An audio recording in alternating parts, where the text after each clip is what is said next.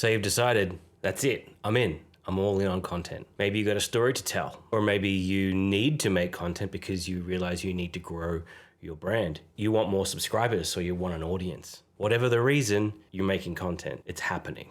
Well, number one, good for you. Having an audience that you keep and you grow over time will be one of the biggest assets that you'll have. Now that means you're probably in a space right now where you're excited, full of ideas, and you've got lots of motivation. However, things don't stay that way. So you settle in, week one comes along, and your ideas are great. You've got good things to talk about, your quality is excellent, you're excited, and people can tell, and you get a few early interactions. Week two rolls around, great, you got more stuff coming out. Not quite as many responses as you'd hoped, but you've got something, and it's okay. Then something happens around week three. I see this with plenty of people. They don't get past the month because week three really plays a toll on them. That's what today's video is about. My name is Pat Scrow. I help people grow their business by leading through their content and attracting perfect clients. Now let's get straight into it. It might happen for you in week 4 or maybe week 5, or maybe you've got so much pent up energy and ideas that you make it all the way through to say month 2. But it's real and it's a grind. And there's some things you want to realize. This is going to make it a hell of a lot easier to push through and continue with your journey. The first one I've got listed here as first album syndrome. Every musician who's ever made an album is plagued with this. Some never recover, but it's a real thing. You've got all these ideas that have taken years. You've crafted your work, and let's just use the musicians for now. You've crafted your music, you've worked on songs, you've taken years to do this, and you've got the best of the best, and then the album comes out and it's a hit and everyone loves it, and then record company says, we want another one, and the tank's empty. You've been using all these ideas for years, you've sifted through them, you've got rid of the trash, and you've got the best of the best, and now you're supposed to do that again really quickly? That's really tricky.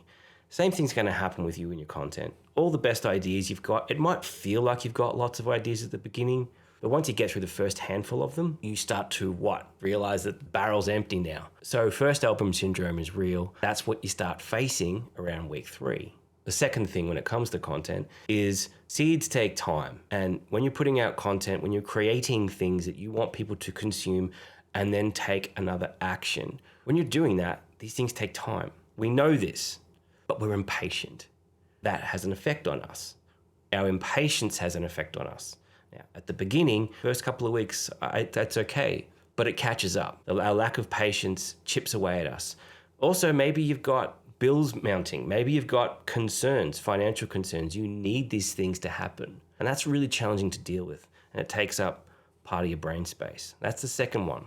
So the third one I've got written down here is simply demons. Negative self-talk, doubt, insecurity. If the likes are coming in and the attention's coming in and people are taking action on the things that you want them to do, if that's all happening, you won't have much of this. It'll be a different kind of demon you're dealing with. Then things like imposter syndrome might be the ones that you're dealing with. Now again, these things alone might bring you down, but usually they're not enough to take you out of the game. But it's the additional effect of all these little things together. What's the saying? Death by 1,000 cuts. So you've got first album syndrome. Your ideas aren't quite as good as they were at the very beginning. You've got the issue of things take time. Seeds take time to grow and produce fruit, but we're impatient. So that chips away at you. Then you've got these negative self-talk, these demons, this doubt and insecurity. That chips away a little bit at you. Next up, we've got something that you may not experience, but many people do, and that's trolls. When you put yourself out there and you try and do something a little bit different, trolls come out of the woodwork. Usually they come from strangers, but sometimes they're inside the house. Sometimes it might be a friend, or it might be someone close to you who says something that really knocks you around. Maybe you're putting yourself on camera and someone says something that makes you feel really bad about that. And that's a troll. They didn't need to say that to you, but they did for whatever insecurity they've got. Or maybe it's your writing and someone says something about the quality or the standard of your writing. Maybe it's your photos and someone makes fun of your photos. These things all chip away at us. Individually, you might be okay, thick skin.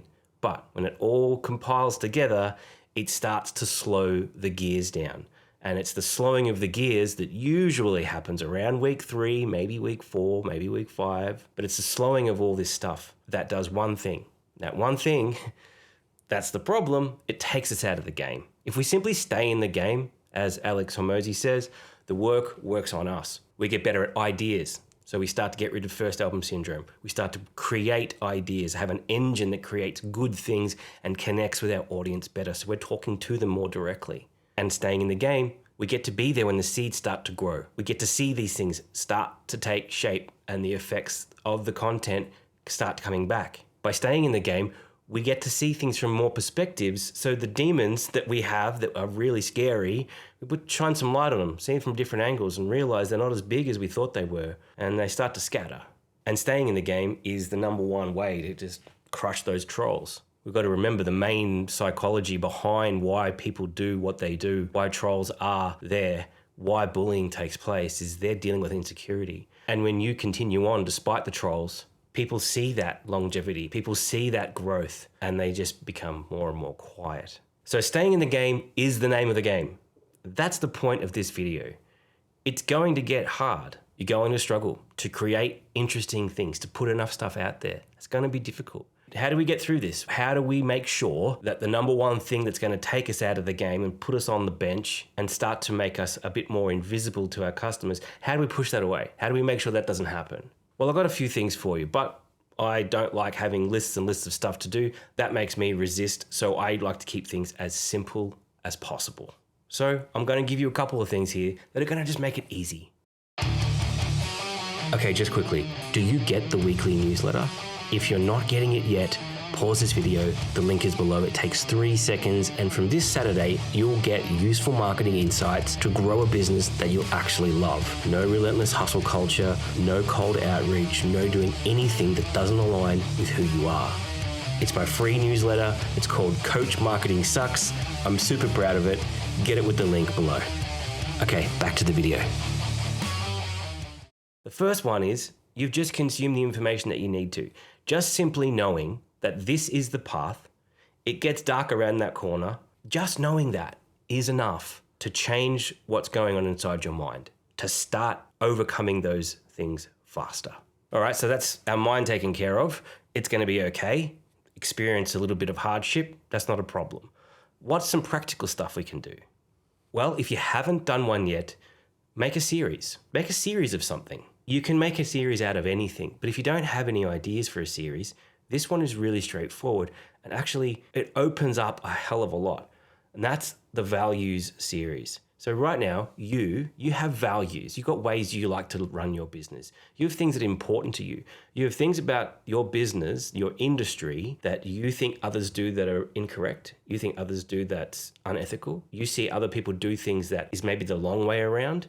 You've got core values, and you can probably make a list of them. Take that list of values. Put a piece of content together for every one of those values. There's usually, 4, 5, 6, probably 10. You've probably got 10 values there.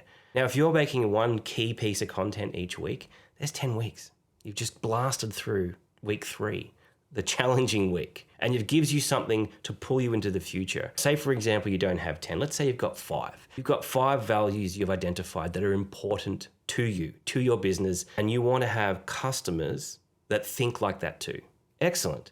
Write those values down. Put together some content for each one. Now you've got a framework. You've got a framework that's at least 5 weeks long. It'll drag you through the 3rd week lull. This next practical one is so good. Learn something. When we're putting out all the time, it's easy to feel empty. It's easy to feel like we don't have enough going on. We don't have enough creativity. So learn something. What do you learn? Well, if you're already a master at your craft, excellent. Pick something outside of what you do. Steve Jobs is famous for it. He took calligraphy, and it led to the beauty of the products that we use today. So learn something. Now, if you're not an expert at your craft, then find someone who is and who's teaching it and jump on board. Buy their program. If you don't have much money, buy the cheaper program. Everyone can afford 20, 30, 40 bucks, and there are so many programs out there that can teach you something. If you want to get better at writing, if your copy skills need help, maybe video, if you're just taking photos, whatever it is that you're doing, however you're putting together your content, there's someone teaching stuff that can help you get better. So learn something. If it's a 2-month program or a 3-month program, you've got more things to drag you through those lulls that we have. And you'll look back halfway through and go, holy crap, I've created so much good stuff. I'm getting the attention. 3rd, practical advice. Finally, don't do this alone. If you're alone, you will struggle so much more than if you're not alone. Yes, geniuses can work alone. History is full of stories of geniuses working alone and creating incredible works. Some of them cut off their own ears. Some of them die poor and lonely. Some of them go crazy. Some of them, their genius is only known after their death. I don't know about you.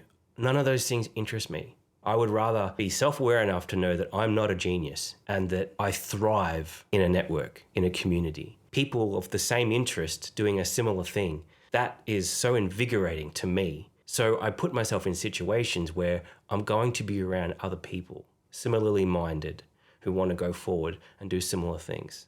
So find your people. There you have it. There's your 3 practical things, and you got the 1 for your mindset. I mean, the fact you're watching this right now, this is in the folder on my computer, this is part of a series, and the series is called the Simple Series. I've written out a huge list of simple stuff that I want people to know.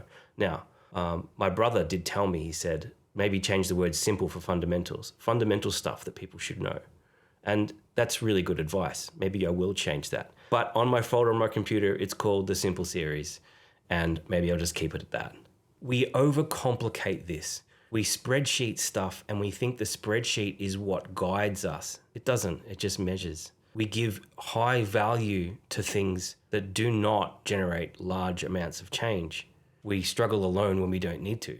But now you have some tools to get you through. The whole point is to stay in the game. Stay in the game, you get results, you get better at your craft. Overall, this is about leadership. If you're in business, if you're only in it for the money, hey, that's cool. I'm not going to judge. But I find that there's usually more to it than just that. So with consistency, you will grow your audience. It will start to happen. And then you've got a small challenge. And that challenge is, well, how do you get those people to convert into leads and into customers, clients? Well, this video right here shows you how to do that. See you in the next video.